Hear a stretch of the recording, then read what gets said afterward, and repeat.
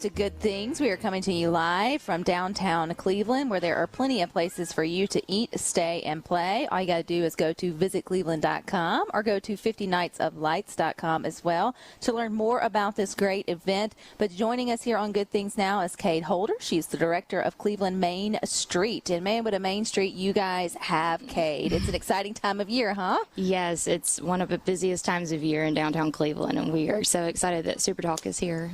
So thank y'all for coming. I have to say, one of the things, I was shopping earlier here on Main Street. True story, spent hard-earned cash right here on Main Street in Cleveland, some of the best shops. But I walked into one, I think it's the Delta Christian, Delta Christian place, and I guess someone had come to see the 50 Nights of Lights, which is exactly what we would want everyone listening to Good Things to do. And the lady was sharing with them the hours of operation, that they're not open on Monday, but said, my number's on the door. If you accidentally come, call. I'm only live 5 minutes away. You know, I'll come and let you in. And I thought, man, that is quintessential Main Street, Mississippi, where you can't get that kind of customer service anywhere else. Do most of the people who, you know, work here on Main Street live pretty close to downtown? Yeah, so Cleveland is just, you know, kind of a small town in the sense that everything is very close to each other. All of the neighborhoods are very close. Before we even went on air, I even mentioned I used to live right across the bayou on the south side, and I could see 50 Nights of Lights from my house. So our store owners, even the handful of people who do live downtown, everything is so centrally located that it's not, like you said, 5 minutes for a store owner to come downtown and give you that extra wonderful customer service. So many of our stores have even extended shopping hours to Sunday afternoons, which is kind of unheard of in small towns for this holiday season. So we're very excited to be able to accommodate visitors coming in the whole weekend to be able to have that shopping experience. I keep telling people to bring their shopping list with them when they come to visit the 50 Nights of Lights, Cade, not to let that slow them down from getting out this weekend. How many shops is on Main Street, do you know? Total, we have upwards of 40 sort of in the Main Street district. We have primarily everything on Sharp Street and Cotton Row are our two main streets, but we do have some significant shopping off on North Street, have a really cool men's store up that direction, and some stuff back towards the campus at Delta State University over on Court Street. So those two anchor streets, one leading to campus, North Street out to Highway 61, Cotton Row and Sharp are where you're going to find some of that really good Main Street downtown shopping, where you can park and literally just walk, and then your car's not too far away. So from experience, you can go and put your bags in the car. And then, it's really easy. And keep going and keep walking around. Now, I can only imagine, Kate, with you being Cleveland, grown up in Cleveland, you know, pre 50 Nights of Lights, 5 years ago, before Becky and them had the vision for it, to now seeing what all it has done for downtown. What does an extended event like this do for the business in the area? Obviously, it kind of sends everything up to the next level, is where we really want to push it as the town. Like you said, I did grow up here, born and raised here, so I got to see it, and I will say our merchants have always been very strong. They've always been very committed to doing the sales, to engaging with the town and gown relationships. So they would decorate their windows, like for Delta State Homecoming, and then at Christmas, they definitely went all out.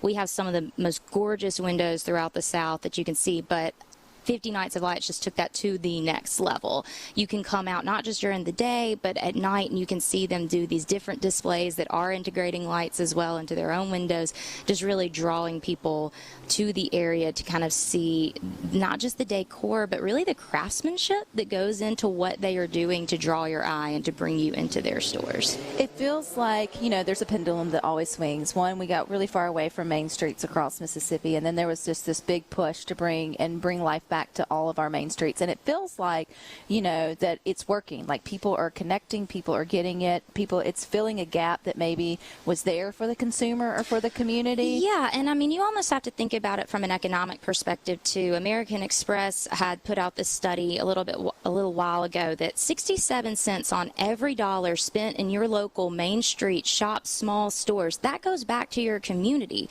And so when people kind of learn that educational component, they're saying, well, I'm not just, shopping at my small business, I'm going to technically give the business to the people who are going to fund my son's baseball team, who are going to, buy that fish fry raffle ticket from the church down the way. That is keeping those dollars here. It goes so much further to really reinvest in your community by shopping small and by patronizing those small businesses. It's not just because so-and-so is my friend who shops down the store. It's because so-and-so is my friend, but they're going to really put that back into this community to see it flourish as a whole instead of sending our shopping dollars elsewhere. And I think, too, Cade, also when you take the time to go to your main street, which obviously like the one here at downtown Cleveland, and you walk and you think about the person you're buying the gift for, and then you meet the merchants, and then it also brings back a level of the Christmas spirit that I think's been missing that you don't get in online shopping. Now, again, I've done my balance. I've done a little bit of sort of both, but I feel like in this sort of, we get in just the role of click, click, click, order, ship, and then we lose the connection of what the gift was supposed to sort of mean. And when you add the element of purchasing from a small business owner, now you have their face and sort of their story, and you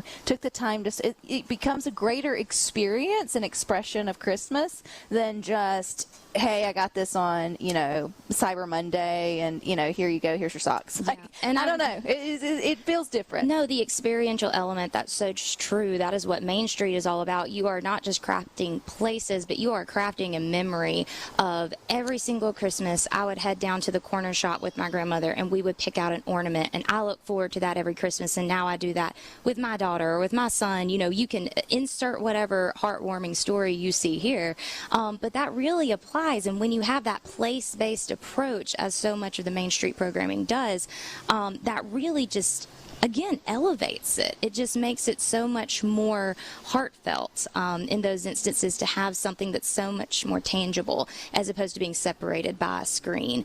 And I do feel like sometimes, when you think about consumerism, like so many people are looking for that experience model, like they're buying classes to one of the local dance schools that's right off of our main street, or they're purchasing that experience, which you can also get in our shops. So I think that that's sort of going back to consumer taste, like you said, the pendulum, how it swings back and forth, but especially after being away for so long, everybody's ready to get right up in your face and be like, oh, and I want to wrap with this paper, and they'll point straight to it. So it's wonderful to have that bustling atmosphere, as bustling, as we've got in our small town here, which is quite great for a population of our size. So it's just wonderful to see the boots on the ground shopping again. And then, too, you mentioned the word experience, Cade. That's another gift that you can give. We talk about visiting Mississippi all the time here on Good Things. We encourage our own folks to get out in your own little, 30 minutes to 3 hours sort of sphere or beyond and sort of visit. And so I'm looking, you have the Cotton House, you have other little boutique hotels around here.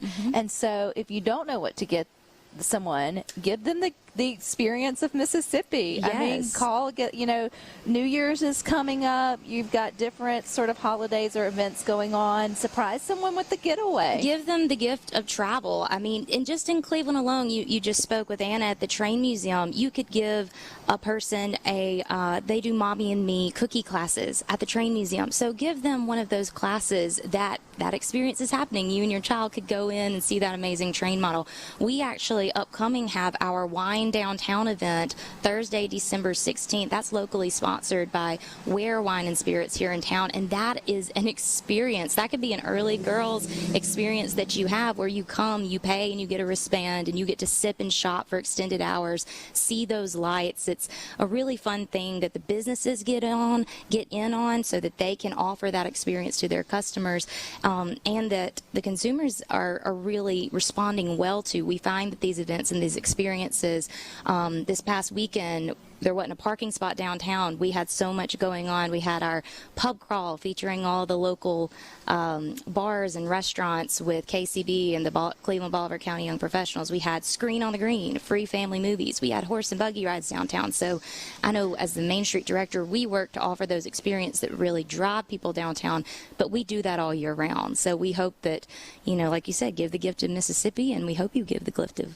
Cleveland, If Mississippi. we want to keep Cleveland in mind for spring, summer, fall, obviously we're right here in the holidays. Y'all are definitely knocking it out of the park with 50 Nights of Lights. But where do we keep up with all things Cleveland? Yeah, so particularly for our downtown area, you can go to clevelandmainstreet.com. We update that fairly regularly with all of our downtown events. Also, Cleveland, Mississippi Chamber, clevelandmschamber.com.